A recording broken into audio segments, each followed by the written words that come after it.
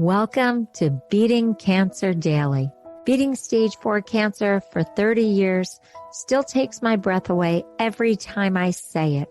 I'm Saranne, founder of the Comedy Cures Foundation, and I hope you'll join me for just a few minutes daily for the next 365 days so we may laugh, learn, maybe cry a little as we live our best days beating cancer daily together.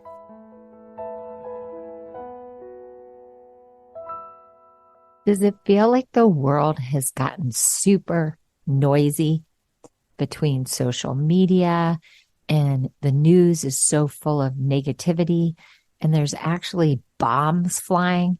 So there's just an intense amount of noise and chatter. And I remember going through cancer treatment for so many years, and I sought out peace. Hospitals were so noisy that I couldn't wait to just retreat to peace. And that peace was not only internal, but external. Like I couldn't handle loud noises, big noisy restaurants. I got really sound sensitive. Are you experiencing that? How do you, in all that noise, find your center, find peace, find joy? And I realized that it wasn't necessarily the big things like going on a vacation or getting a big present. It was the small, frequent things, even the small, quiet things that help me reset to center and break the grind of 2+ years of cancer treatment. I just needed a way that I could quickly calm myself, center myself, and find a moment of joy. So I want to share with you just some small things that I do in the middle of all of the chaos that's going on in the world right now. Just some small, tiny things that you could try and see if they resonate for you. Now, because I started the Comedy Cures Foundation from my chemo chair, you're all going to say, I know, Saranne, you're going to say comedy and laughter. Of course. So comedy is a way that I center myself, but I want to give you a more extensive list. But for somebody just listening to Beating Cancer Daily for the first time, I do have a 24-hour laugh line that's free. If you want to just call and pop in and hear a quick comedy routine from one of our Comedy Cures comedians, or if you want to just hear a little amateur joke teller or a little kid tell a funny little basic nut joke, or you can even tell me a joke. If you call 1-888-HA-HA-HA-HA, that's 1-888-424-2424. Press 1 for a pro comic, 2 for an amateur joke, 3, you can tell me a joke. So I always use comedy to center myself, but there are more things that I do. Some of them are so silly. One is smell a baby. Not a poop-filled diaper baby. And don't just pick some random baby off the street because that's literally kidnapping. But if you know someone that has a baby, just smell a baby. It is so life-affirming if they haven't just spit up or they're not full of poop. They have this delicious, very hopeful smell. It's almost as if they are bursting with life and hope and possibility. And just by holding that little miracle and just taking a little smell, don't be creepy about it, but just take a little smell. That always recenters me.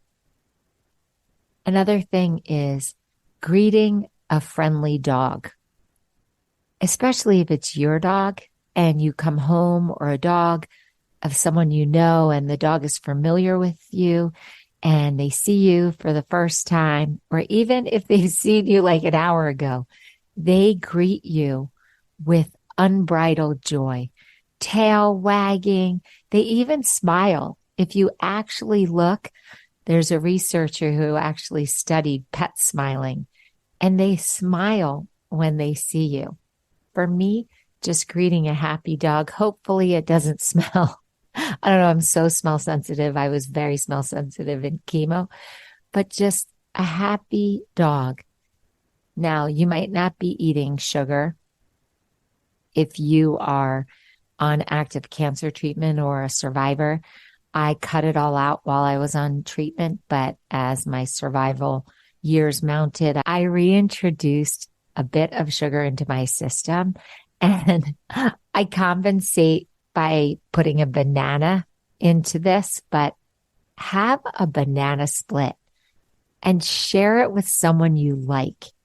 There's something about sharing a banana split with your favorite ice cream flavors with someone you care about that is so intimate, so happy. It just harkens back to childhood. It's indulgent. You don't think about the calories, and you don't have to eat the whole thing.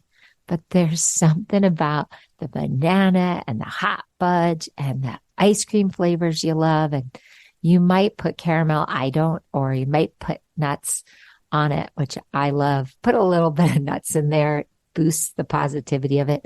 If you're lactose intolerant, then use a coconut-based ice cream or a soy-based ice cream. Not 100% the same, but I actually am off dairy, so I do that. But something about that little treat.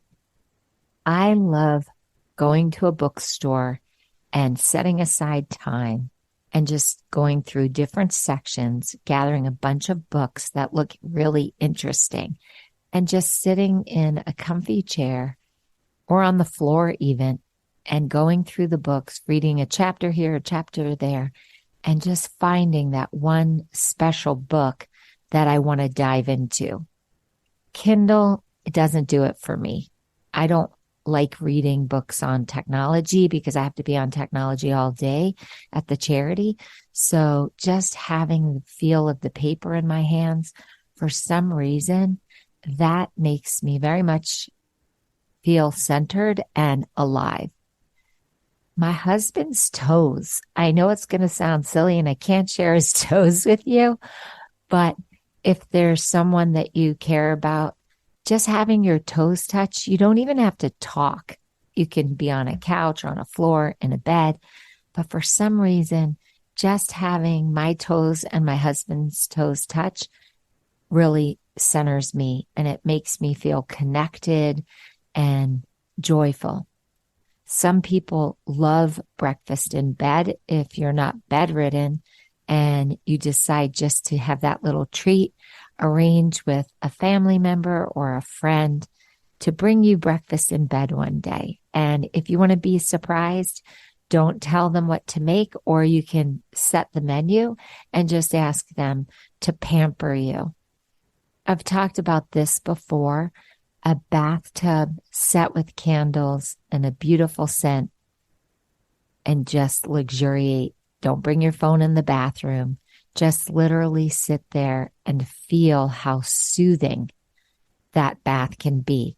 This is going to sound silly, but I had to soak my toes because I had some toe surgery. And so I had to put Epsom salts in warm water twice a day. And it was only for 5 to 10 minutes, but stopping everything and just doing a quick foot soak, I found so relaxing and so centering. So it doesn't have to be these big monumental things. It can just be small, little quiet indulgences throughout the day that recharge you or bring you to a place of peace. I've spoken many times about meditation and prayer, but I was thinking more today about the small acts that I wanted to do to reboot myself and recharge myself because I had some long driving to do. Another thing that I find super fun and recharging, a minute of dancing just to my favorite song. It could be a good old oldie, or a small moment of karaoke, either by myself in the shower or with a friend or family member. Little tiny moments that you don't have to super orchestrate. You just keep patting them into your day. If I have a super hectic day, I actually will put them into my schedule. Just a momentary reboot in between meetings or doctor's appointments or scans. Just schedule it in. I know that sounds silly. You don't have to write exactly what it is.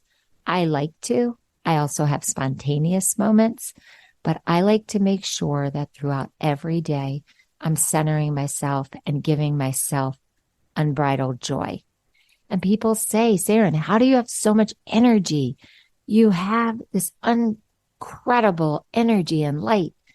And it's this small trick, I really believe, that helps me. In addition to meditation and prayer, I say that all the time, and listening to comedy, but there are these micro moments of joy, and I call it micro pausing, but micro moments of joy where I really connect to my gratitude and my love of my life, basically, and the blessing to be here one more minute and one more minute and one more minute.